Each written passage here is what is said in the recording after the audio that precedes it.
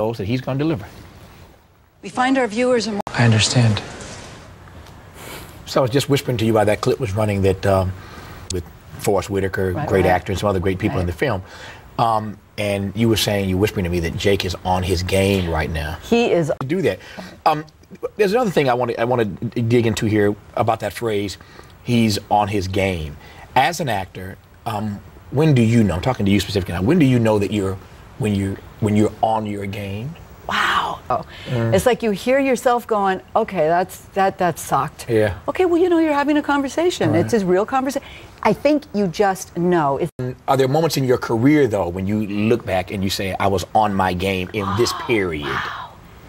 You know what? I think it's sort of some popcorn, and I'm going to watch the film. All right.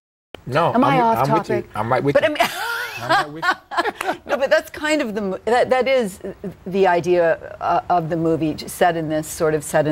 We drive by, and somehow that's what that's like. That's that terror that we always are with. I think. I mean, we can't be constantly thinking about it, but there is a right, and that's it. And I think for me in the audience, I would hope that people would look. There's a lot of questions, and I love that about the film.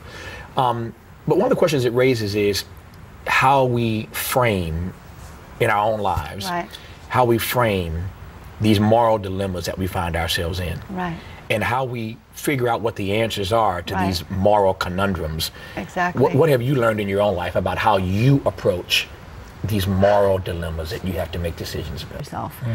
So I think for me, I've come to a point in my life where usually in any moral boundaries that I cross, I've been afraid.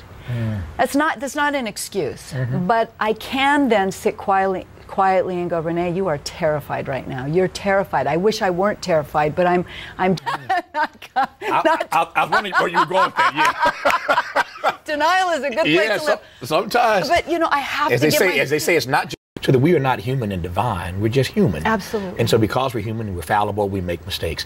The thing that I wrestle with watching this film is if I had been Nina, and again, I don't want to give the movie away, had to make a decision like the one that she had. I love you. I love you. I love you. Out of my vocabulary. Yes, I will never say anymore what I will not do. That's absolutely right. Because I've brilliant model, signed with Ford way back in the day. As a matter of fact, how'd that happen? I love this story about how this.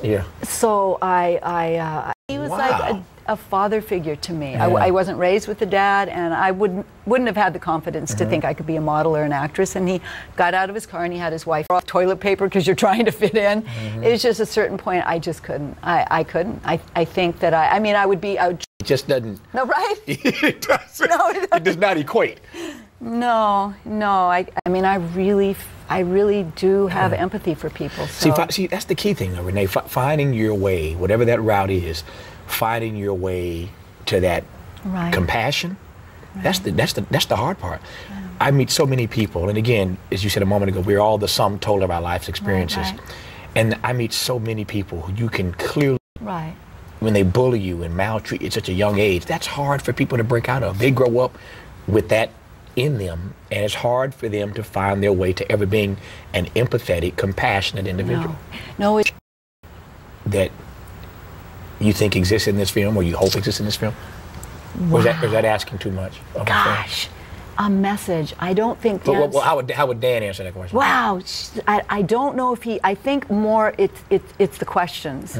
You're so smart. Thank you so much. You're the best.